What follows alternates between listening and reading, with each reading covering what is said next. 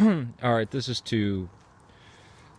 jumping into conversation with Baldie. You and a friend of mine, Gambler, are talking.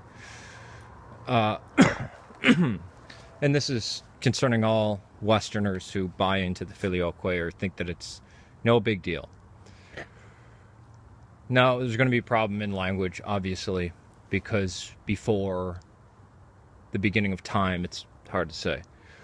But outside of space and time, the Son is eternally begotten of the Father. The Holy Spirit eternally proceeds from the Father. It's not the Father has begotten the Son, and then the Holy Spirit proceeds from the Father through the Son to be as if the Father is the fountainhead of only the Son, and then the fountainhead of the Spirit is the Father and then the Son, The Creed is describing, the Niceno-Constantinopolitan Creed is describing in the language that is allotted to it by God, by the Church, Christ, God,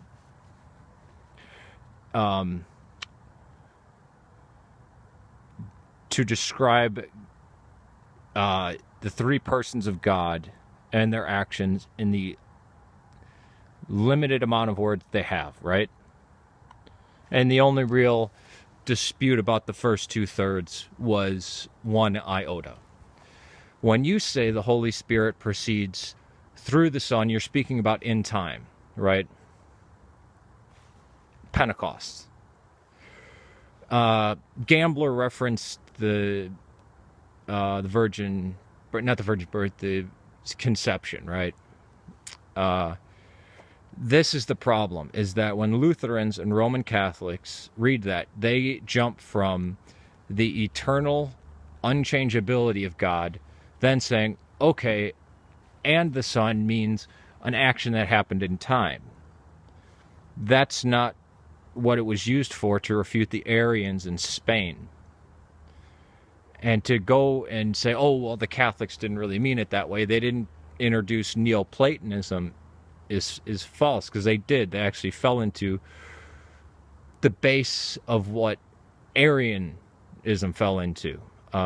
So the Holy Spirit proceeds from the Father outside of space and time, eternally proceeds from the Father. The Son is eternally begotten of the Father outside of space and time. And the Father is the fountainhead, right? When you inject from the Father and the Son, even if you say through the Son in the Creed, right? You're then adding Platonism to it, like, I don't know if you can see my hand here. Maybe the cigarette will help. This is the Father up here, then the Son, then the Spirit down here. Instead of, here's the Father, the Holy Spirit proceeds from the Father eternally, and the Son is eternally begotten. That's what we mean. What the Son, the Logos, the Word, does when he is incarnated, right? That gets talked about later on after the attributes. Holy Spirit who spake by the prophets. But when describing who the Father is, who the Son is, who the Holy Spirit is,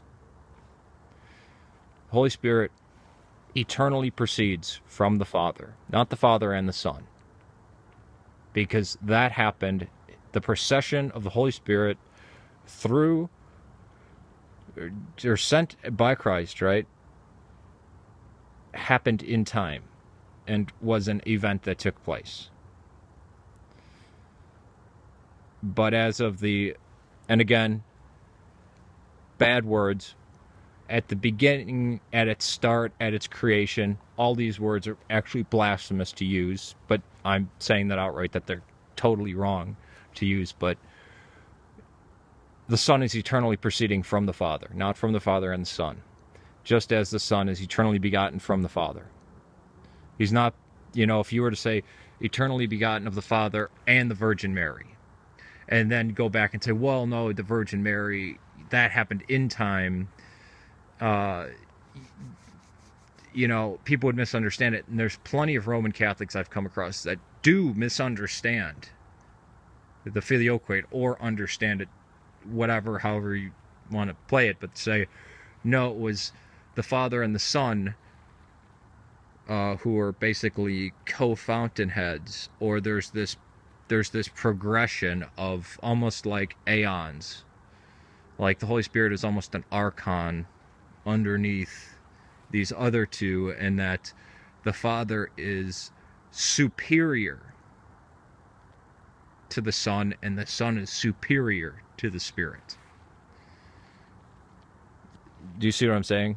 They divide. It's almost three gods now. This is the main. I mean, I knew somebody. Somebody made 3-hour-long videos to me, 6 3-hour-long videos trying to tell me how Theotokos meant, and this is what the Catholic Church believed, that God was created at the virgin birth, that God didn't exist. The Father, Son, Holy Spirit did not exist until the virgin birth.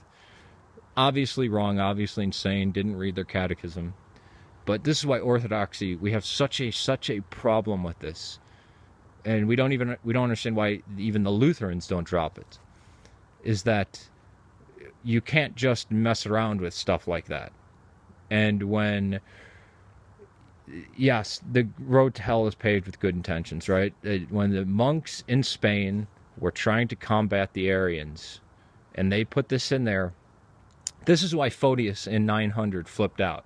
When Photius read this in 900, he flipped out, and it was 150 years, or 154 years before the straw that broke the camel's back.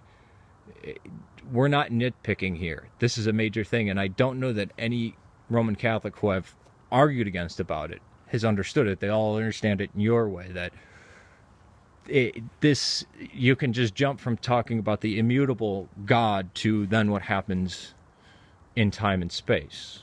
And we say, no. Peace to you. Have a blessed Advent.